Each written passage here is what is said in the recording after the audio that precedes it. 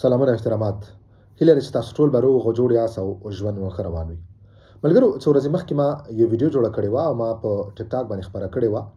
هغه ویډیو کې ما دا ویلي و چې دلته داسې افغانان شته، داسې وطنداران شته چې هر کله دوی وطن ته ځي نو دوی د نورو ملګرو نه قرضونه اخلي تر څو د تګ راتګ ټیکټ او هغه د تګ راتګ مصارف دوی پوره کړي. داسې نه ده چې دغه خلکو به دلته کار نه کړی، دوی به دلته بیکاره ژوند تیر کړی. دوی به دلته کار کړی ټول عمر او ښه کار به کړی، ښه تنخواه به اخیستي. ولې دوی داسې کوي، مثال په توګه چې دوی 2000 یورو تنخواه لري، په دې 2000 یورو کې دوی 1500 یورو هر میاشت دوی خپل کورنۍ ته وطن ته لیږلي او ځان ته 300 یورو چې دغه میاشتنی مصارف پوره کوي یا ځان ته دلته پریښي.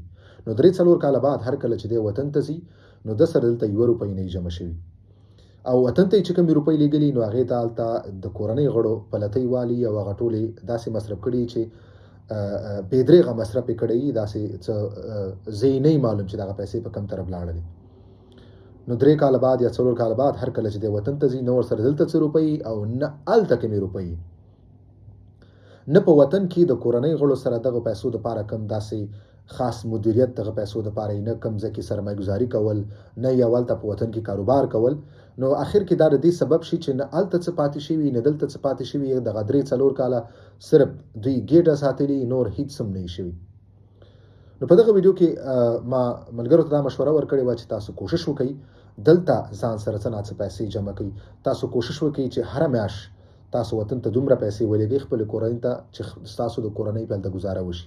ها کال ته تاسو کم کاروباري، تاسو د کورنۍ غړو ته یو کاروبار لري یا تاسو داسې یو سرمایه گذاري د لپاره کوم ته سیستم لري نو بهشکه تاسو ته پیسې په ډیر مقدار ته لګلې شي او ولته تاسو باغه چې تاسو لري باغه سرمایه گذاري کولای شي. خو کچېره تاسو نه لري نو تاسو کوشش وکړئ چې دومره پیسې تاسو هر میاشت ولګئ چې هغه باندې تاسو د کورنۍ گزاره وشي. تاسو کوشش وکړئ چې دلته ځان سره تاسو پیسې جمع کړئ. دلته په اروپا کې د کاروبار کولو ډیر زیات چانسونه دي. کوشش وکړئ چې تاسو خپل کاروبار وکړئ تر څو به تاسو دلته د نورو خلکو سره په تنخواه باندې کار کوي. نو هر کله چې دغه ویډیو ما اپلوډ کړ بیا په دغه ویډیو باندې مختلفو خلکو کمنټونه کړیو. دغه نه دا ثابت شوه دغه ویډیو کې ما بعضی کمنټونه ولیدل چې ډیرو ملګرو دلته کلونه ژوند کړي خو په اخر کې نو ورسره دلته روپۍ وي، نو ورسره په وطن کې کوم پیسې وي، نه دلته کوم سرمایه و نه دلته کوم سرمایه و. دغه 15 کاله چې دوی ژوند کړي او دا صرف ګډه ساتلې و او په منځ کې همداسې دغه 10 کاله اباس لاله. نو دغه ویډیو د ټوله خبره مقصد مې دا دی، دا خبره زرا غونډو ما دغه مقصد مې دا دی چې تاسو باید دلته ځان سره څه پیسې جمع کړئ. کوشش وکړئ دلته د کاروبار بندوبست وکړئ، دلته د کاروبار ته متوجه شئ، دلته کوشش وکړئ خپل کاروبار شروع کړئ. بل تاسو وطن ته دومره مصارف لګئ چې هغه باندې تاسو په وطن کې د کورنۍ صرف کار وشي، گزاره وشي. زدانه وایم چې تاسو خپل کورنۍ ته پیسې ملګئ. دا طبيعي خبره ده، معلومه خبره چې تاسو ته راغلي چې خپل کورنۍ سپورټ کوي. نو تاسو دومره پیسې ولګئ چې دا غو په هغه روزمره ژوند رواني او که الته کوم دا سیستم تاسو لرئ نو بهشکه تاسو دا پیسې الته په پوره مقدار لګلې شي او کني نو کوشش وکړئ تاسو ته پیسې جمع کړئ، دلته خپل ژوند جوړ کړئ. تاسو راتلونکي دلته د کاروبار ډېر ښه چانسونه دي، تاسو ډېر ښه کاروبار دلته کولای شئ، ښه پیسې ګټلی شئ. نو کوشش وکړئ چې دې خبرې ته متوجه اوسئ.